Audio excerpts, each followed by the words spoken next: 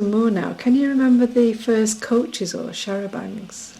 Well, I can remember when Wrights, before the war, they had an old Leyland Tiger, an old Leyland Lion, and an old SOS charabanc with a cloth hood.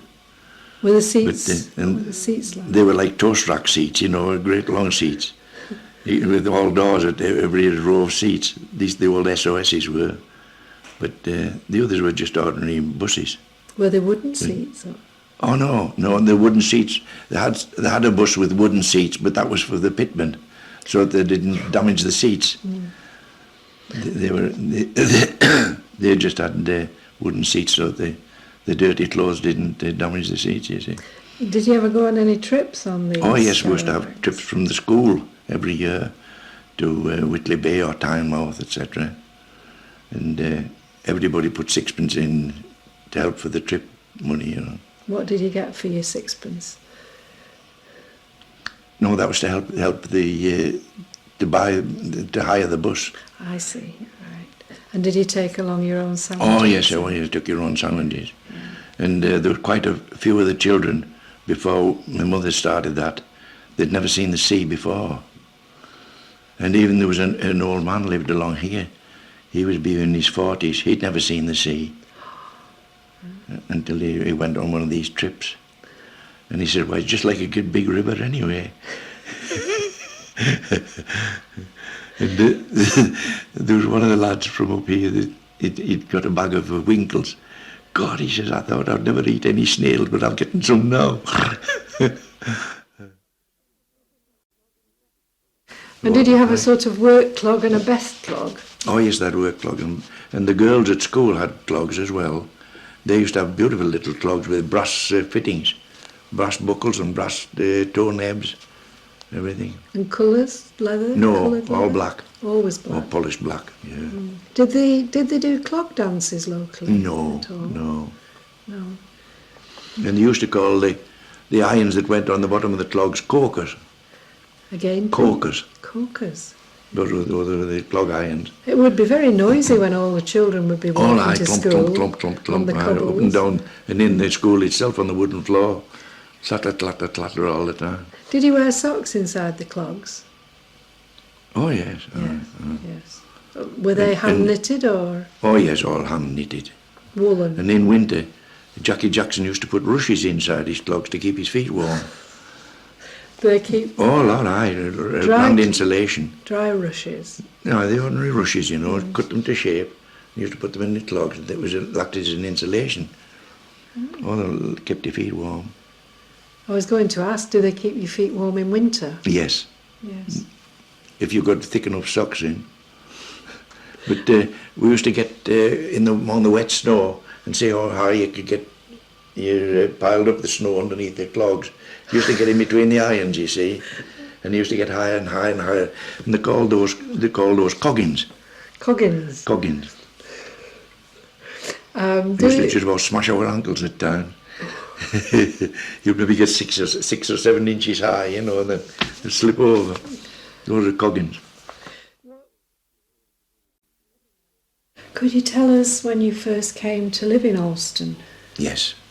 We came up to Kirkhoff in 1931 during the Depression days when my father couldn't get work in Durham. My mother had been a schoolmistress before that, and so she got the job as headmistress at Kirkhoff School, which is actually in Northumberland. And your father's work? My father couldn't get work at all, until he got into one of these little mines as an engineer. Was that an Alston Moor mine? Or? An Alston Moor mine run by Stan Shepherd at Ale. Right. If you think about Alston when you first came as a child, can you remember what sort of vehicles were around at that time? Yes, we came up in a little old Chev 3000 weight, moved all our furniture up on that. And the old cars that were running around were Humbers and things like that. The roads weren't tarmacked at all. There was grass in the centre of them. They were water-bound stone roads. And most everybody went with horses and carts and horses and traps. Did they use... There was the odd car, Did they use horses and carts then to transport goods off the moor? Oh, well, no. Some of these little lorries were there. They all used to go by rail nearly. Used to take it all down to the station. Everything went by rail. Lime, coal, everything. Did you only work for Heslops then? No, I worked for Heslops until 1957. And then I went on to work for the foundry. The foundry started getting its own transport.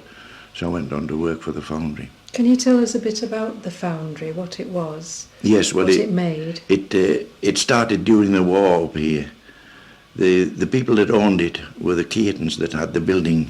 Just like, well, one of the Keatons was a director of steels at Sunderland. And they had this old building in Alston, an old stocking factory. And so they decided they were going to make bombs there out of the road of everywhere else, you see. So they started making trench mortar bombs there. And big anchor chains. And that's how it started up in Alston, because all the Keaton had this building, you see. And steel started the foundry. The people that had finished up with the Crown Works, Coles Cranes, that belonged to Steels. And this is the foundry that is still this is working? The foundry that was working. And was the stuff, you drove the goods from there yes. out and, to where? And the stuff coming in as well. Okay. It came in by rail, and then we took it from the station round to the foundry. Well, everything came in by rail in those days, until they got their own transport. And then we started bringing stuff in with their own transport. So that was heavy stuff you were hauling? Oh, everything, yes. Pig iron, ganister, clay, that they used to line the furnaces out with, etc., you know. Sand, moulding sand, and all that all came in. And we used to take castings out all over the country, right from Fraserburgh up in the north, right down to Dover. And so you then became... Could you describe for us, please, the first house you remember living in? When we came up here, in Alston. Yes, our house had no electricity, no water, and we had oil lamps and candles when you went to bed. And then the toilet was about 100 yards away from the house. A dry toilet, of course, no flush, anything like that. It was to empty once a week. And if it was a windy night, your candle went out. And then one night, my mother says, "Joe, have you been in the toilet?" He said, "Why?" She says, "There's candle grease all over the place." He said, "Well, I was just killing the beetles." So... were you scared as a child?